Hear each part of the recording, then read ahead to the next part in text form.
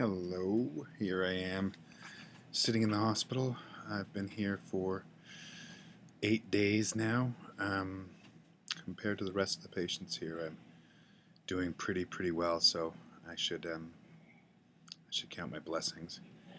I was hit by a softball approximately September 6th, and the softball hit my leg, caused one of the arteries to swell and clot. We iced it. We took really good care of it. We bound it. It healed pretty quickly. Little did I know there was a small infection, I guess, in the follicle, and it snuck in. And within a week, I had to have the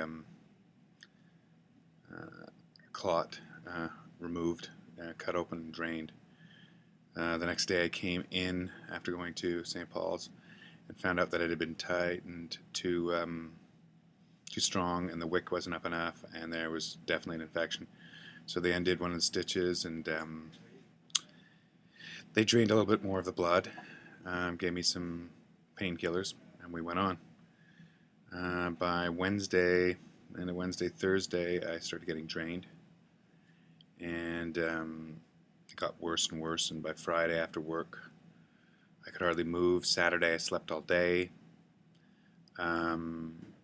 Sunday, I woke up. I couldn't go to the bathroom. My legs started tingling. Exhaustion continued. Monday, I woke up, went to work, but was even more tingly. Things were a little bit more stressful. I was shaky. I couldn't really walk properly. So I went into the hospital, went back to St. Paul's, asked them if in any way they could help and see what's going on.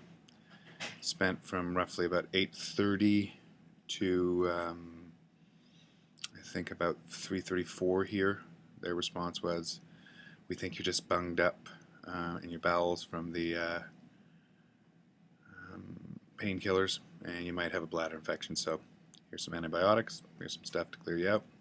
Head on home." Went home. It progressively got worse. I couldn't move from my couch. Legs got number and number. I could hardly walk. My stomach was in severe pain. Obviously didn't have a bladder infection because nothing was still coming out even though I was taking the antibiotics. Pooing was next to impossible despite the muscle relaxants and all that kind of stuff they were giving me to get it out. So come Wednesday, I came back in and said, there's a problem here. We got to take a look at it, and I'm sorry, but the numbing of the legs is a problem.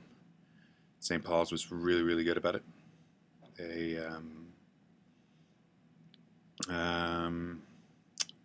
got a neurology team on me right away. I was in and out of the rapid assessment zone for about 10-11 hours, getting MRIs, CAT scans, CT scans, a million different blood scans. They were really on it, and I was really appreciative.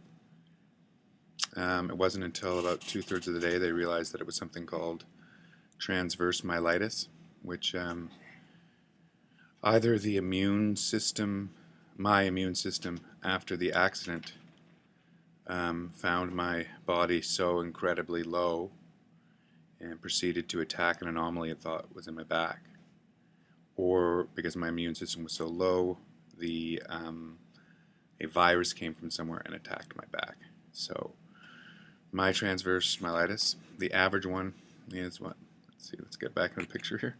Is about that long. Mine is 16, so 1 to 16. Can't even see that. So yeah, it's a little bit scary. Recovery has been pretty good. About 20% returned after a week. The faster the recovery, the better chance of there not being any long-term effects, such as bowel movement, urinary problems, but more importantly walking, which is one we're trying to avoid because walking is a big part of what I do and most people do. So this is a real wake-up call to me. I've lived a very energetic, well-enjoyed life.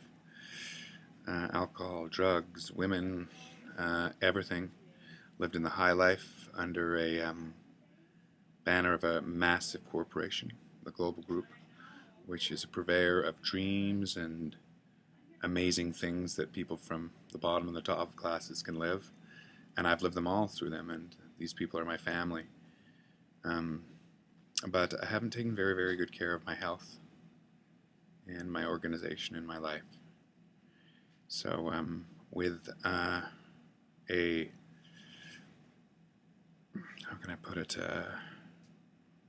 with a complete collapse last year after 20 years of solid working in the Olympics and, you know, all the various things I've done over the years, I had a uber body collapse. I'm sure this collapse was a lead into what I have now. So it's a question of really starting again and reformatting, rehabbing my life. And when I say rehab, I don't mean alcohol and drugs alone. I mean rehab the whole life. Where do I start from to build a solid existence where I'm doing the things I want to be doing, with the people I want to be doing, affecting the world in a way that I believe I want to be affecting it, and more importantly, be a better human being. And I think that takes a lot of work, and I think it's got to be treated like as I was saying to a friend, like a dirty closet. I've got a big dirty closet in my life, and I've got to take everything out. I got to clean that closet thoroughly, and then slowly put things back in an organized fashion so that I can find them at will.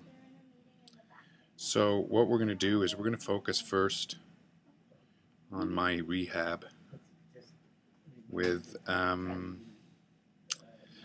diet and my exercise. When I arrived here in the hospital, I was vague. It's because I hadn't eaten for 6 days. So I do believe to get my mind functioning, to get this whole job done, I've got to create a proper diet and a schedule for that diet. I also believe for my mind to continue to work and for my body to continue to do the things I want to do, I think the next thing in line is the exercise. Proper stretching, proper workout, and yoga. Lots of yoga. So that's sort of the goal now. I'm going to recuperate here for the next couple of days, maybe drop a couple more of these video libraries if I can, and just sort of record where I'm at, where my brain state's at, and what I'm going to do. Some of it's going to be ramblings, some of it's going to be silliness, but I got to find a way to get where I'm going. And I'm hoping, this is what I really am hoping, is that this journey that I'm going through, without other people going through it, I want them to at least experience it and see how they too can find the same kind of thing. Because I really believe we're all looking for the same thing. Not messiahs or gurus, just friends helping each other out. Okay, so I hope some of this made sense, and I hope I'm getting somewhere with this. But next stop, rehab, me, start with me.